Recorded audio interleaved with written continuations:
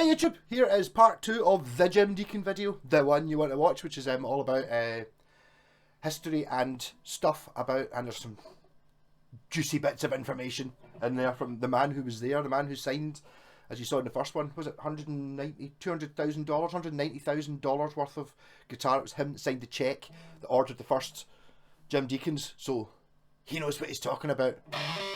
There's also a guitar, it may be mentioned in this part or the next one, which I'm now after. He was talking about a specific guitar, and it's like, looked them up, couldn't find any on the internet, but if you've got one, swap it for a Buckycaster. So, enjoy part 2. Back again. No, this is awesome. Thanks for talking about it. This guy, I find it really interesting. He's got a collection down south, right? And he thought, see, the thing is that they're trying to find the backstory. Who was Jim Deacon? What was, what was it all about? I know someone who worked in McCormick's, one of the guys that fixed guitars for us, and he said that they were selling, was it Columbus guitars, and they suddenly got really shit. Really bad. They really got really bad quality, and then they moved on. Jim Deacon was who replaced them. Is that not? Not really. No.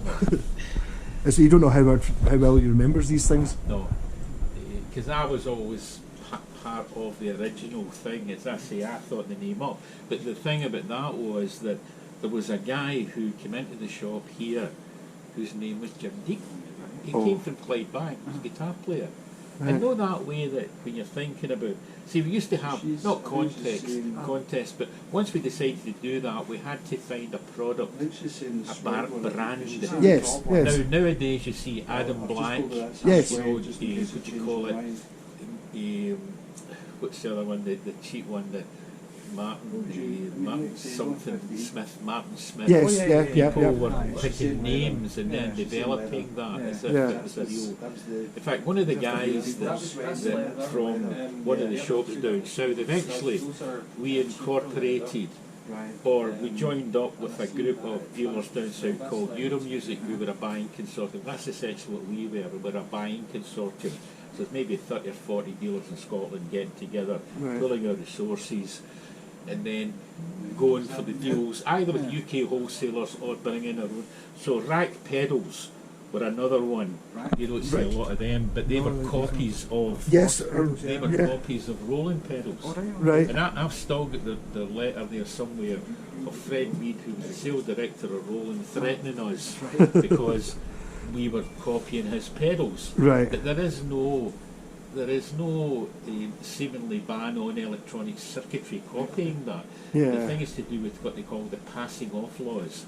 In other words, if you turn around and say to your customer, that pedal there at half the price is just as good as. Yes, right, and okay. in fact, it's a copy of a Boss pedal, but you can't say that to a customer. Would that be the problem? Maybe if you had it, if you made it the same colour and the same all these things. It's like if you're trying, but then when you look at the world today, you go into Aldi's, which I go to tonight on my way home, and you buy a bar of their chocolate, it just looks like a Cadbury's chocolate. Yes, bar. yes. And they get away with that. They get their what's a Branston pickle? It sounds like, but it looks like even the logo looked Bramwell pickle, and a red logo. It's not Branston. And you think that almost is the passing off laws, because they're almost convincing you you're buying the same thing. Yeah. But you're not. When you remember and ask about the logos. Yes. You're after the music section. What's first? What's second? Yes, but that's interesting. Being Taiwanese, because that one. Yes. That one I've got that logo. Yeah, of course. Yeah. It's got both. It's got China on it. It's got a sticker on saying China. Well, the early ball are usually electric. Oh. Oh right. So it does. It's got a humbucker in it as well. I didn't know this either. That's right. Now, we didn't know they existed.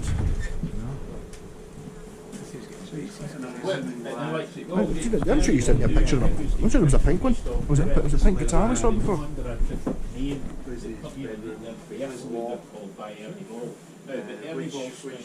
Shop locally, so drive to Hamilton from Kirky. Yeah. But there's 7 varieties of them. So it's not just a case of saying Ernie balls. She's saying the leather. Right. So we're going leather, we're going black. Not funky. Not funky, no. She said he wouldn't. She said he would like studs. Well, there's one there, right in front of you. Okay. Right, thank you. Bye bye. Because I've noticed the Jim Deacon What guitar. she says. So Was that a first very one you showed similar me in kind of leather? stash? Was that one? Yeah. There's actually a great story about Jim Deacon. This is true. Like, do you ever remember a guitar? It's called the Guitar Store in Glasgow. Yeah. It's in Gale Street. Right. Yeah. Run by a guy who is dead now, but Was it Derek? Derek something? You said Norgale Street, you mean the one next to Victor Morris? That was the Yes. guitar store as well? That was owned by Victor Morris. Yes. Martin Morris owned the guitar store. Right, yes. So we wouldn't let him into the buying consortium. Right. Right, Or he applied to join and we swapped enough names. Ching, ching, ching. right. So he took umbrage at that. Right, so you just read that. So I got an email through one day from a firm of solicitors Yes. saying that Just he had found so you can move He this. had- This one comes out just by pinching it. what he did was he formed a company called the Jim Deacon Guitar Company Limited.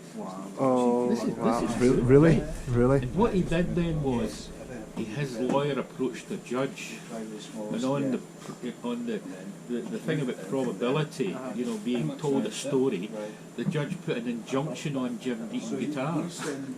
Because what had happened was that on... I'll get this one. Oh, yeah, yeah, go ahead. This is a great story. This could you could This will go viral. Yes. you guys Okay. you ready for the guitar? Okay. Well, you hold on. It's yours now. Oh. Nice one. Yes, what price is on it? 75 this is. So it's actually most of that's going to charity. So we'll call it £80. Okay, that's good for your That's fine. Yeah. Nice. Which guitar do you choose?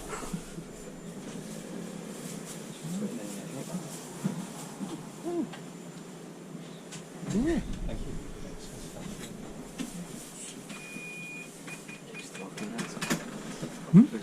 Okay. As a kid buying a guitar in the guitar shop. So exciting. I totally. The same. Amazing. Thanks for your help. Thanks so much. Wow.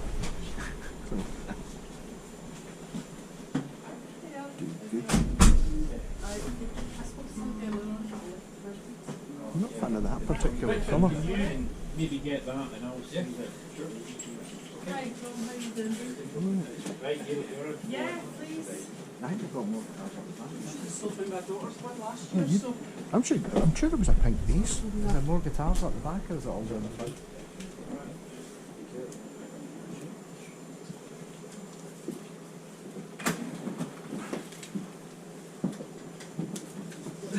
Action.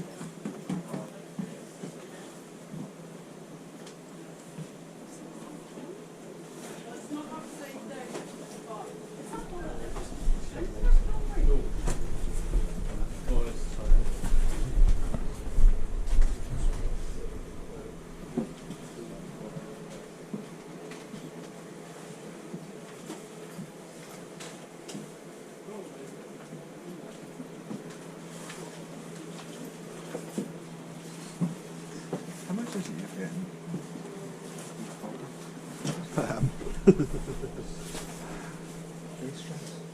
Bass strings. Bass. Not much cheaper. A tenner? I'm buying them at eBay. I'm not paying that much less than that, to be honest. I think I'm getting them for about 7 or something. You're not getting them off of it. What's your face? What's your man? No, the roto sounds are 20 quid. Yeah. It's like, I'd buy the cheap. I've not seen Cobra, but I mean, I'm thinking of Jen's bass. yeah, I've exactly. got a But couple of spare strings kicking about somewhere. A new set of strings would probably polish. it'll be fine now. I think. I mean, I think the cheapest I can find 10 strings is like 7 quid. That's It's when you have to wait on the post. You have to wait in the post. Yeah. I would go for it. I would go for it. Yeah, okay. Acoustic bass strings. That made some difference. I put acoustic bass strings on my acoustic bass when I had one, and it was like, oh my god. Oh my god, you meant to put acoustic bass strings on an acoustic bass. What a difference that made from electric bass strings on an acoustic bass. It's like electric strings on a take 3 acoustic guitar. Look at that. There you go. Thank With a PE350. What is that? Remember the one I had over the other week? Oh, right, okay. And mine was a PE600, the first ever one. Yeah. They're still making it. That's basically the same Is guitar. that your guitar though? I still got a tag on it with a barcode on it. It wouldn't have a barcode on it. It's got a lot of new old stuff Yeah, but if it's got a QR code on it, it must be. I suppose it could be off another one.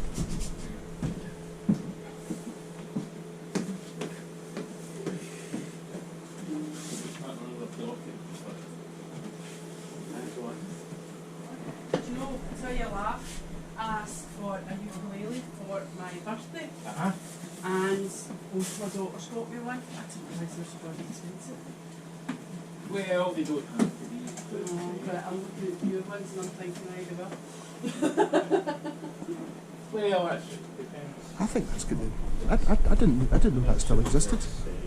Because mine was called the prototype range. It was the best designing guitar. We're going to continue making it, and it must be new.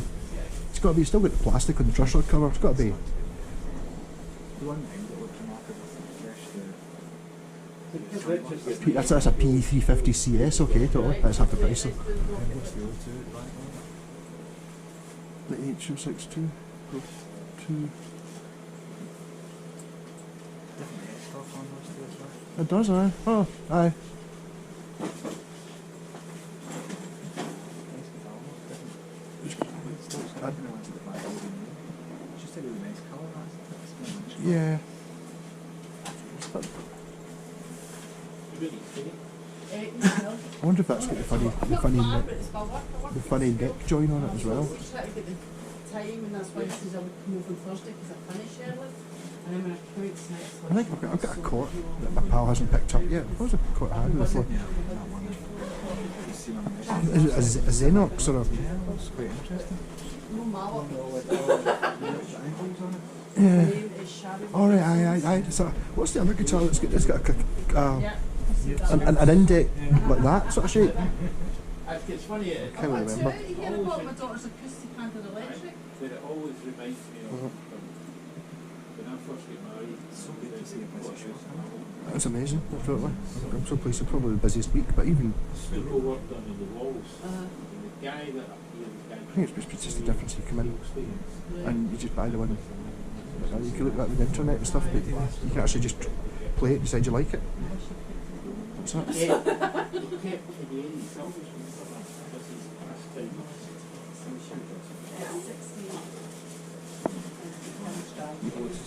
I'm kind of wanting a shot of that. Oh, it's got the indent, it's got the thingies as well. See the, you can recess the volume knobs. That's the ones I actually talked to H. Noble, the guy from Atlancia. I was like, do you know why I did that? I was like, it's so that you can get the knobs to sit straight. It's like, no, it's because it was a common thing at the time. See, when you drop the guitar, it would smash the top because you hollowed it out. Whereas if you do it that way, you get thick wood, and the only thin wood's right at the actual volume control. That's why I did it. So there you go. There you go, Mr. Atlancia. If you're watching this video, they're still making your guitar. It still looks pretty much exactly the same, apart from mine's old. No, God, no. I think it's not going to either, but I mean, I kind of would.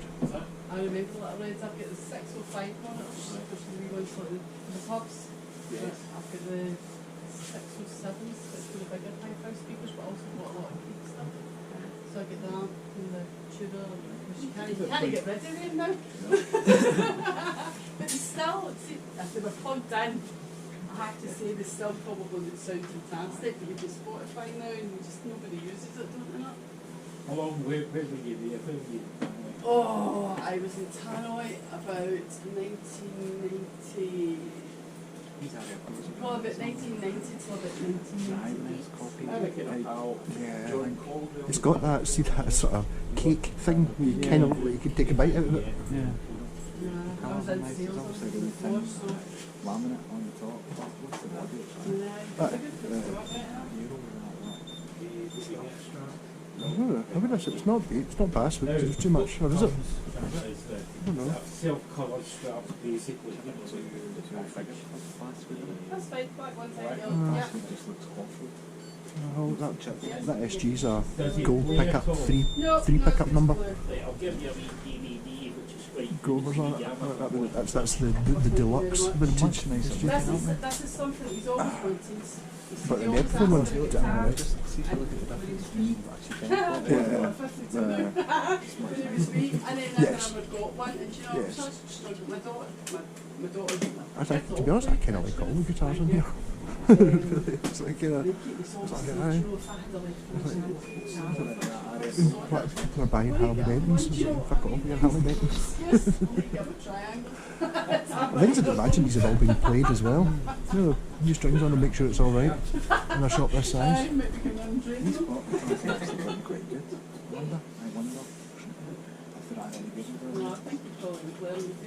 Oh, they make the Bumblebee guy. right? Weirdly. Bumblefoot. Roy Bumblefoot. Aye. Oh, Bumblebee, I'm sure you think that was funny. I only know it's foot because he's got a...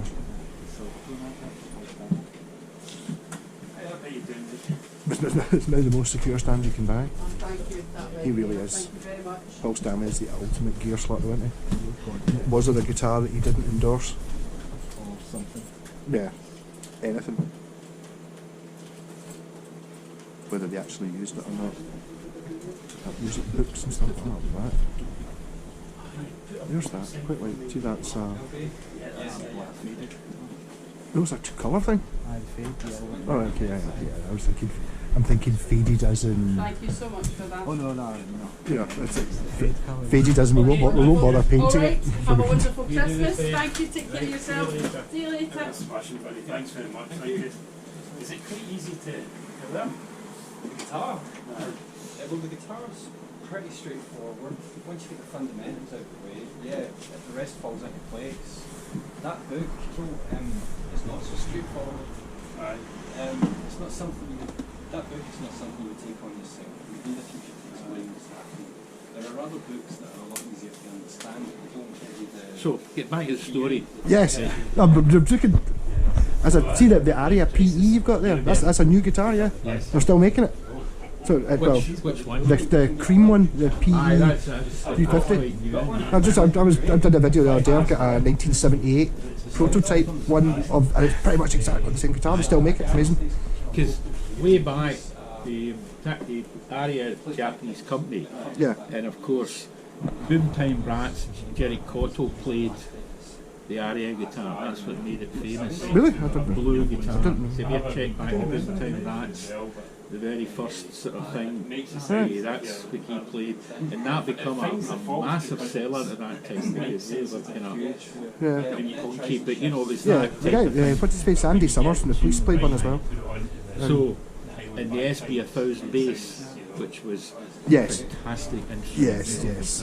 I can't afford one of them. Cases and, Yeah. you know, but that was only 350 quid then. Really? It's £2.5 grand now. Yes. It's I've a beautiful instrument. actually got the Straight through neck, I've got you the know. PB, which is that shape, Yes. and it's worth nothing. But I think it's a 1500, so it's technically probably more expensive than the SP. But yeah, continue. Sorry. So, what he had gone to a sheriff and said was that he had ordered a boatload, right, of Jim Deacon guitars. Remember, he set up a company called the Jim Deacon Guitar Company Right. Limited. Yeah. And he had been passing by McCormick's and he had noticed that somebody had stolen his idea, right? Because when you looked in the label, and this was the whole thing, it was round this particular point, was that the manufacturers, the Sanying company, right, for some strange reason had put Jim Deacon Guitar Company but they had added limited at the end of that. Now that's illegal to do that, Oh. right? But the thing about the Scots law is that, see, it's a bit like saying, I couldn't have murdered him because I was murdering my granny at the same time. Right. You know, you can't mitigate your thing by something that's illegal. But luckily, that was true. We never noticed that, you know, we brought the guitars in. But the people in Taiwan must have thought, Jim Deacon Guitar Company, well, must be limited. And of course, that was the illegal part. Right, he didn't have any guitars on the high C. He wasn't. This was just a story that his lawyer had told a judge to get, so that we had to stop selling these guitars. So the whole Jim Deacon thing ground to a halt.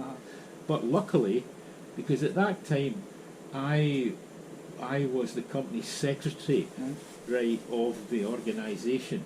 The organisation was called Smyra Limited, which was the Scottish Musical Instrument Retailers Association. Yes, right. So that was a limited company, right, and I was the company secretary, so I had to deal with this. So I went to see my lawyer, and he said, look, you know, we've got to defend this, you know, somehow. Now, I knew that we had been buying in strings that said Jim Deacon Guitar Company, but no limited, right? So, and we had done this before we could prove that these guitar strings were ordered before he said he'd set up his limited company. Right. So that was the perfect defence. So our lawyer had to go down to Kilmarnock and Sheriff Courts, right, and actually, you know, defend the action and then put in a counter action. And at that point, he knew the game was up. And we solved the problem by buying the company off him for what it cost him to put up, which was 150 quid. And he was happy. We didn't want to go to court over this. No. But he was just acting pig, you know. That guy, Martin Morris, was a ne'er-do-well. He was a kind of, you know, he knew a bit about the law. That was his hobby. He wasn't a solicitor, but that was his hobby. Yeah, he's got a reputation. Oh, he had a bad reputation, you know. I mean, I remember one time I saw an ad. He used to take big ads out in the evening times, and there was an ad that came out, and it said through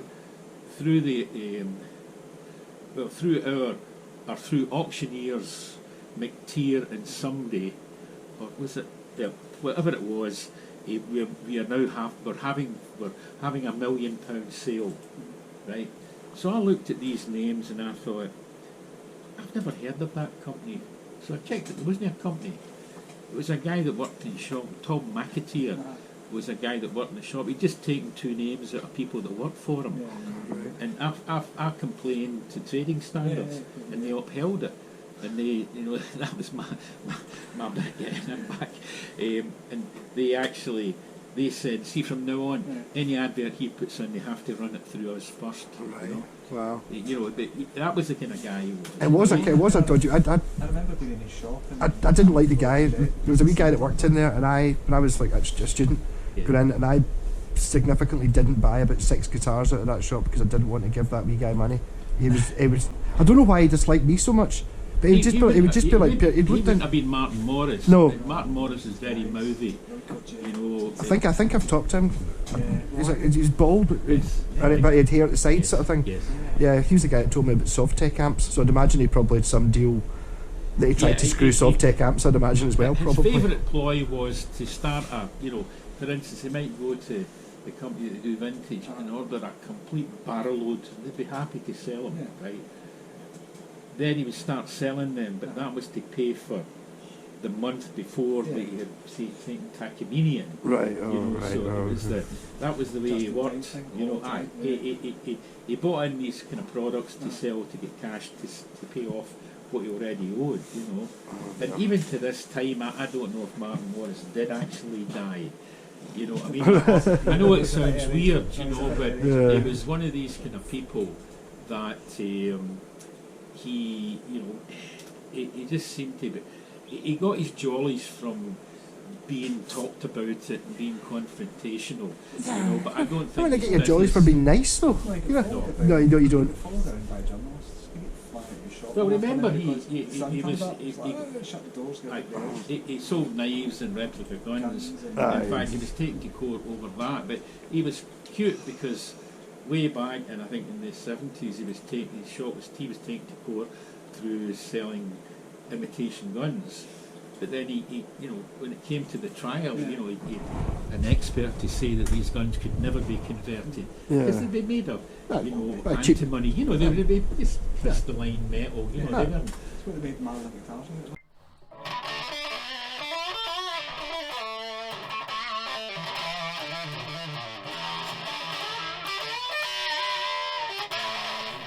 So that was the end of part 2. I'm putting these wee bits in. You may have noticed this. So part 3, which might be the final part, depends how much information. I've noticed it in this part. There's a wee bit where we're kind of walking about the shop, looking at the guitars on the wall because there's customers in. So it might be 4 parts. We don't know. I don't know yet because I've not finished editing it yet. There was too much information. I'm going to send the unedited video to Scott. In fact, there's too much things to remember. It's like, see, having a GoPro stuck to your head. I mean, big kudos to the man in the shop. Fantastic little shop. No guitars that I didn't like in it. They were all, they had so many guitars that were kind of, I don't know, maybe between like 150 and 400, and it was just like, that's the sort of guitars you should be having. If you're especially if you're starting out. You know what I mean? It was like just all good ones. You even had one of the, did you this exact one? No, on the wall in the first episode you'll have seen 2 with the Sharpie logo on it. We talk about the logo and everything. But you need to go back, get more information. Maybe go in. We did this on a 4 o'clock in the afternoon in the week before Christmas. It's like, so sometime in January, 11 o'clock in the morning on a Tuesday, we'll go in and finish off and try and hope he doesn't repeat himself, but we'll just ask him specific questions a bit more. So enjoy.